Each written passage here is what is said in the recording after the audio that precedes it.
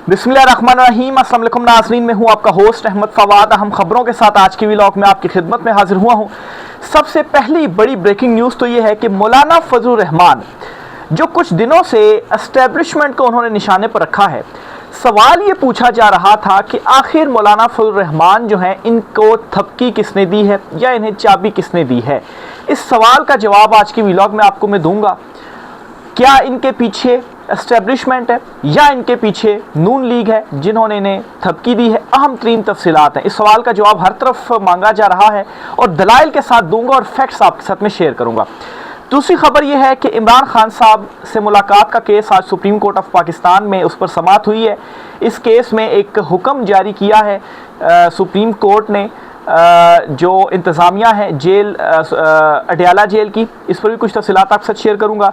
फिर इमरान खान साहब से इस वक्त भी रब्ता हो रहा है। साबिक आर्मी चीफ के साहबजादे इजाजुल हक ने बड़ा एक दावा कर दिया इमरान खान साहब के हवाले से और ये बता दिया कि एस्टेब्लिशमेंट इमरान खान साहब से चाह रही है कि कोई दरमियानी रास्ता निकाल दें और देखें ना, माजी में भी डीलें होती रही हैं, आप भी हमारे साथ कोई डील करें।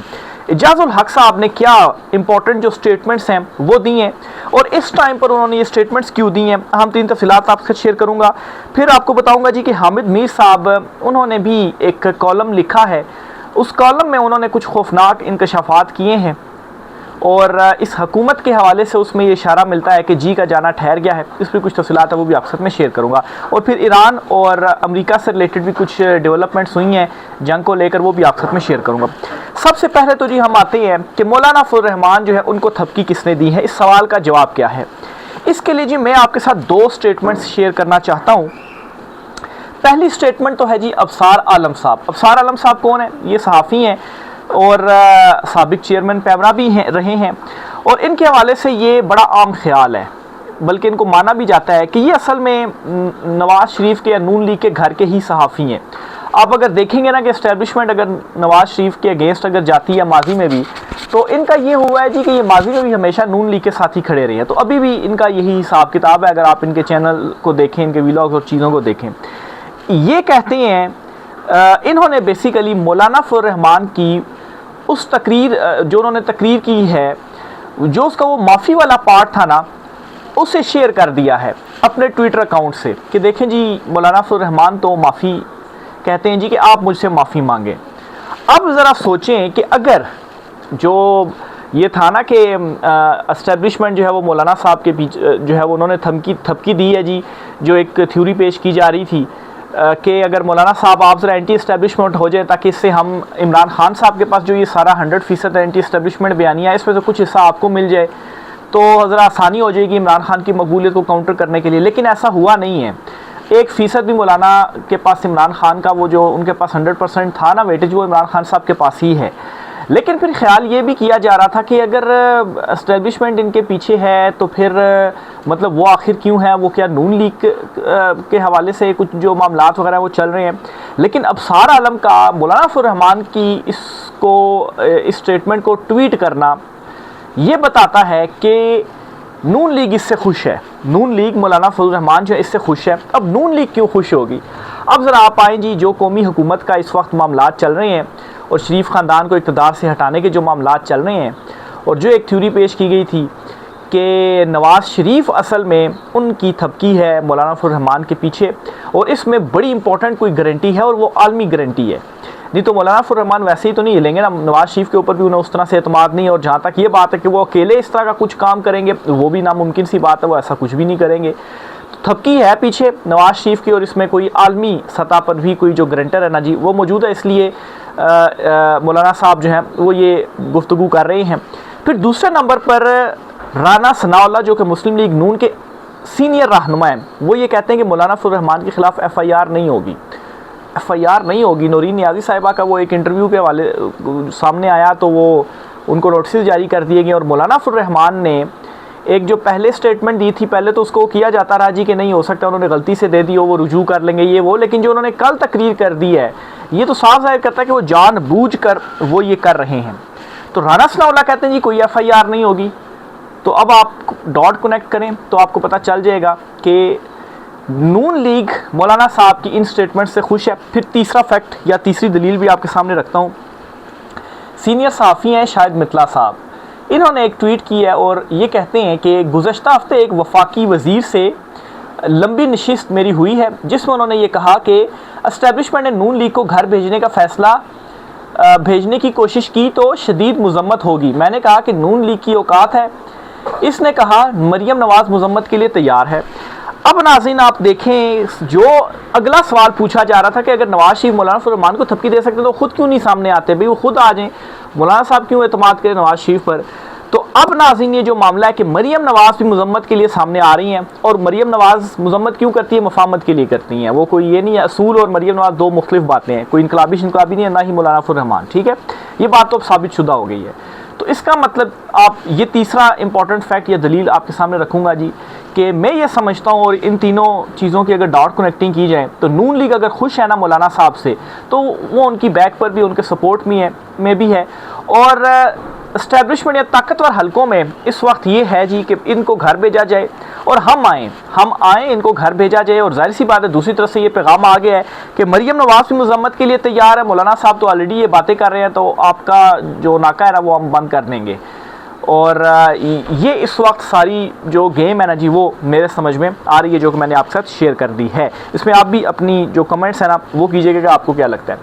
फिर हामिद मीर साहब जो है ना जी वो बड़े अचानक से मुतहरिक होते हैं और वो इस रजीम के अगेंस्ट बोलते हैं जी कि सच छुप नहीं सकता। अच्छा ये देखें ना कि अचानक से सबको याद आ गया इनकलाबी बनना, वकला भी तहरीक के का ऐलान करते हैं, सुहेल और आयश भी कॉलम्स लिखते हैं, जी का जाना ठहर गया। तो अचानक से ये चीज़ें नहीं होती, पीछे उसका एक पूरा बैकग्राउंड होता है, चीज़ें चल रही होती है, और फिर उसके बाद आके होता है ना क्लाउड ब्रस्ट, एक नाम है कि बादल फटता है और फिर पूरा जो सैलाब है ना, सैलाबी रेला, फिर वो आता है। तो इस वक्त ये हुआ है कि एकदम से क्लाउड ब्रस्ट हुआ है और सारे ये जो क्लाउड ने अपने अंदर ये सैलाबी रेला छुपाया हुआ था नहीं, ये सारे इनकलाबी बनकर निकल रहे हैं, लेकिन असल में इनकलाबी है नहीं। बहरहाल हामिद मीर जो है उन्होंने वो क्या कहते हैं जी अपने कॉलम में, वो कहते हैं कौमी सलामती के नाम पर पाबंदियां और सेंसरशिप सच्चाई को कभी भी नहीं छुपा सकती। मतलब है कि ये आज इन्हें 4-5 साल के बाद इनको याद आई है बात।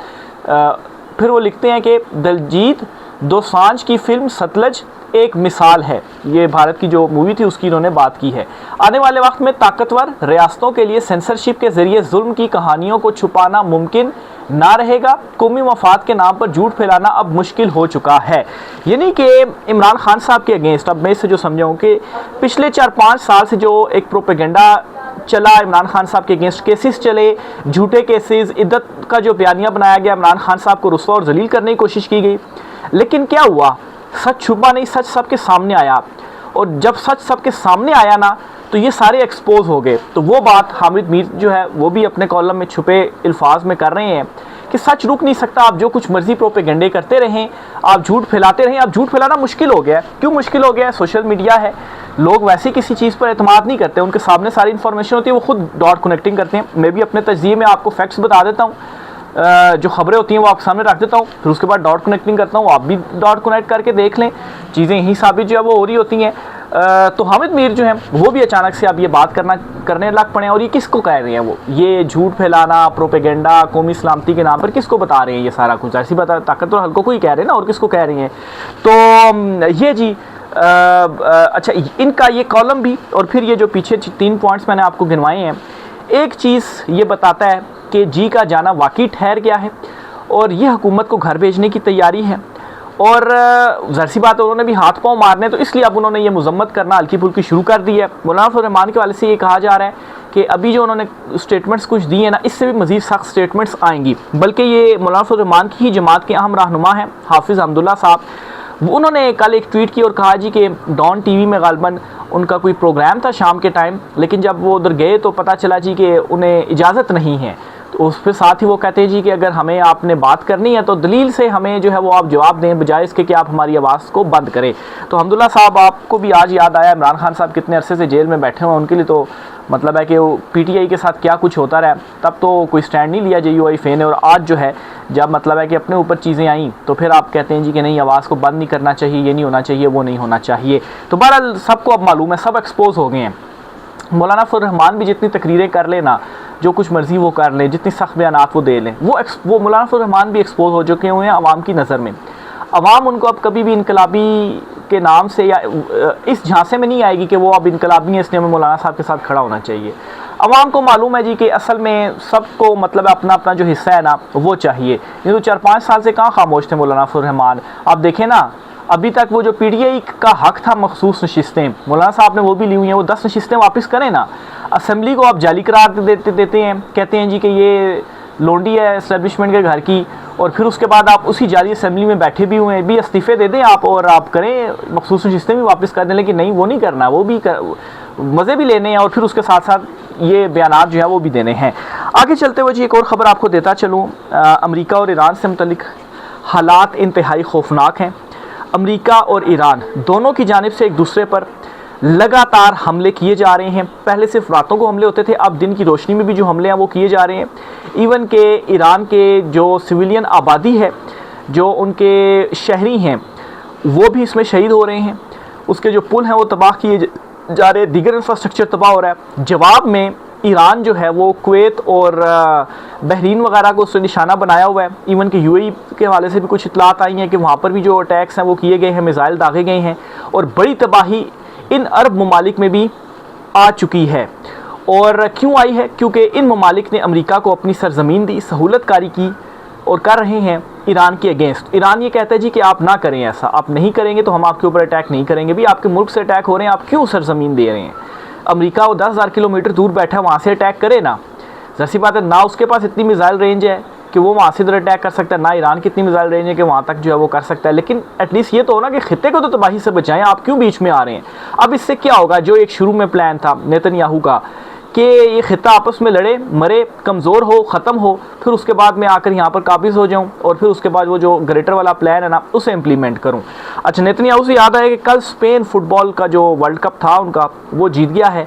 और इसमें एक बात की जा रही है कि जिनको इवन की दिलचस्पी नहीं भी है फ़ुटबॉल से, वो ये कहते हैं कि स्पेन के जीतने की इतनी खुशी नहीं है, खुशी इस बात की है कि नेतन्याहू को जश्न बनाने का जो मौका है ना वो नहीं मिला। तो आप इससे अंदाज़ा लगाएं कि पूरी दुनिया में नेतन्याहू के लिए नफ़रत का जो आलम है ना वो क्या है, लानतें भेजी जा रही हैं उस पर।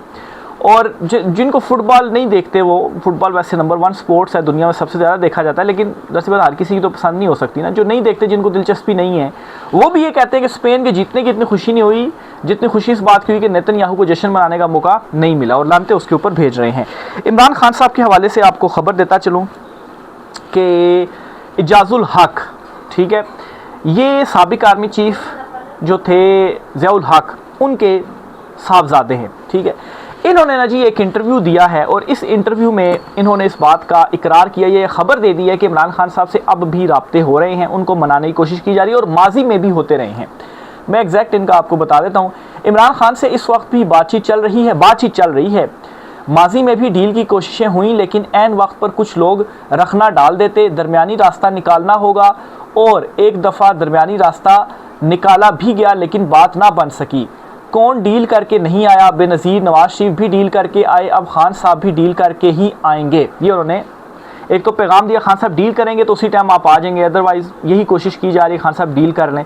खान साहब के हवाले से आप एक फार्मूला अपने जहन में रखें, इमरान खान साहब अपने नज़रिए और असूल के ऊपर कंप्रोमाइज़ नहीं करेंगे। उसके अलावा बातचीत करने में इमरान खान साहब को एतराज़ नहीं है, लेकिन कोई ये कहे कि इमरान खान साहब अपना नज़रिया छोड़ देंगे, अपने असूल पर कंप्रोमाइज़ करेंगे, तो फिर नहीं होगा। ये जो बात करें ना कि माजी में भी रास्ता निकल गया था लेकिन फिर बात नहीं बन सकी, वो यही है कि आप इमरान खान साहब को कंप्रोमाइज़ करने कहते हैं, वो नहीं करेंगे कंप्रोमाइज़। अभी तो 3 साल उन्हें हो गए हैं तकरीबन जेल में, 5 अगस्त को हो जाएंगे। और दूसरा ये कि तकरीबन कोई 7-8 महीने हो गए उन्हें कैद तन्हाई में, लेकिन आप नहीं तोड़ सके। फिर इसके अलावा मज़ीद वो ये कहते हैं, हुकूमती इत्तेहादी इजाज़ुल हक ने सरकार के ख़िलाफ़ चार्जशीट सुना दी, कहा हुकूमत ने हर चीज़ को आउटसोर्स कर दिया है कि ठीक है, इन्हीं को लड़ने और शहीद होने दो और इन्हीं को जवाब दा बनाओ और ख़ुद पीछे आराम से बैठ जाओ, जिस पर बहुत दुख होता है। फोर्सेस अपना काम कर रही हैं, लेकिन कुछ चीज़ें पॉलिटिशियंस को करना होती हैं, हुकूमत ने किसी फील्ड में डिलीवर नहीं किया। दूसरा जी, ये हुकूमत के ऊपर भी चार्जशीट लगा रहे हैं और बता रहे हैं कि एस्टेब्लिशमेंट की सोच क्या है, कि वहाँ पर क्या जो चीज़ें हैं वो डिसाइड हो गई हैं, जो भी है।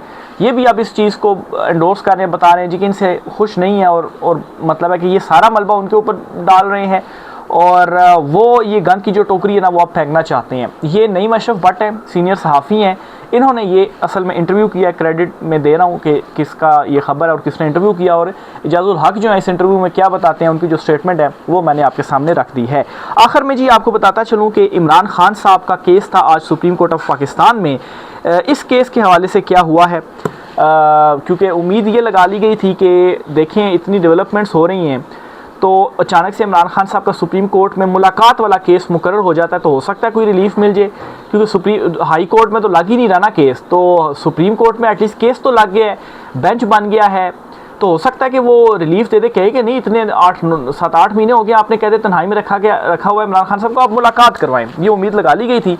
लेकिन मैंने एक व्लॉग में पहले भी आपको बताया था, जब 3 दिन पहले कॉल लिस्ट जारी हुई थी, गालिबन जुम्मे को जारी हुई थी, तो आपको बताया था कि कोई उम्मीद लगाने की ज़रूरत नहीं है, इन्होंने कुछ जो है वो करना नहीं है, बस केस मुकर्रर हो चुका हुआ है।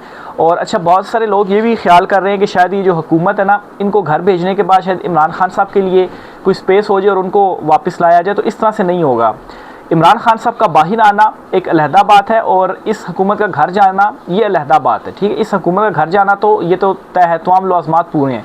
इमरान खान साहब के हवाले से ताकतवर हल्के ये अड़े हुए हैं जी कि डील कर ले, इमरान खान साहब ने डील नहीं करनी, और मैं समझता हूँ कि ताकतवर हल्के ख़ुद को ये फेस सेविंग देना चाह रहे हैं जी कि हम ऊपर बैठ जाएँ, सदर बन जाए और नीचे जो है वो कोई बलदियाती सिस्टम आ जाए और कुछ हालात में जो है वो बेहतरी कर लें, तो हो सकता है कि जो पब्लिक है वो हम भूल जाए और वो हमारे साथ आ जाए, तो ऐसा नहीं होगा। आप फेस सेविंग देकर कुछ टाइम गेन कर सकते हैं अपने लिए, मतलब है कि कितना साल एक मज़ीद कर लेंगे, लेकिन उसके बाद आप नहीं चला पाएंगे सिस्टम को। आप मतलब अभी भी तो आप देखें तो पीछे कौन है, ज़ाहिर-सी बात है शहबाज शरीफ या बाकी इख्तियारात किसके पास हैं, असल में तो सबको मालूम है ना कि पीछे ताकतवर बैठे हुए हैं। वज़ीर ख़जाना किसका है, वज़ीर दाखिला किसका है, कौन मतलब है कि मामलात वगैरह सारे कर रहे हैं, तो अब अभी आप नहीं कर सकते, तो बाद में खुद फ्रंट पर आकर तो क्या कर पाएंगे। तो इमरान खान साहब की रिहाई तय है, ये होना ही होना है। इमरान खान साहब को आप मतलब है कि वो इस वक्त ज़रूरत बन गया है इस सिस्टम की, और ये सिस्टम जो है ना ये भी अंदर से अब फूट चुका हुआ है कि नहीं, इमरान खान जो है वो आएगा। बहरहाल इमरान खान साहब के केस पर वापस आते हैं। सुप्रीम कोर्ट ने इमरान खान से अडयाला जेल में होने वाली मुलाकातों से मुतल्लिक केस में अडयाला जेल इंतज़ामिया को 3 हफ्तों के अंदर जामे रिपोर्ट और मुकम्मल रिकॉर्ड जमा कराने का हुक्म दे दिया है। अब देखिए कितनी अजीब सी बात है कि एक तो खान साहब से 7-8 मिनट से मुलाकात नहीं हो रही, ऊपर से ये कह रहे हैं जी 3 हफ्ते आप ले लें और एक जामे रिपोर्ट दें कि इमरान खान साहब की मुलाकातों से मुतल्लिक जेल इंतज़ामिया क्या कहती, कब कब मुलाकातें हुई हैं, क्यों नहीं हो रही, क्या मामला है। भी एक बंदा 7 महीने से जेल में, मुलाकातें नहीं हो रही, सबको मालूम है, अदालत ये कह रही है कि भाई रिपोर्ट जो है वो आप हमें दें, और फिर ऊपर से 3 हफ्ते जो है वो भी दे दिए हैं। जब रिलीफ देना हो ना या कोई डिले शीले हो जाएं तो फिर उसके बाद एयरपोर्ट पर ही जाकर तो बायोमेट्रिक किया जाता है नवाज़ शरीफ का, और बाकी जो अदालतें हैं ना, अदालतों से आप इनके फ़ैसलों से आप देख लें कि उम्मीद अब नहीं लगाई जा सकती, या अदलिया से क्यों उम्मीद ख़त्म हो गई है, इन्हीं फ़ैसलों को जो है वो आप देख लें। तो ये जी जेल इंतज़ामिया से रिकॉर्ड मांगा गया है, देखें वो रिकॉर्ड देंगे तो क्या होता है। राय का सर कीजिएगा। आज की व्लॉग से इतना ही, इजाज़त दीजिए, अल्लाह हाफ़िज़।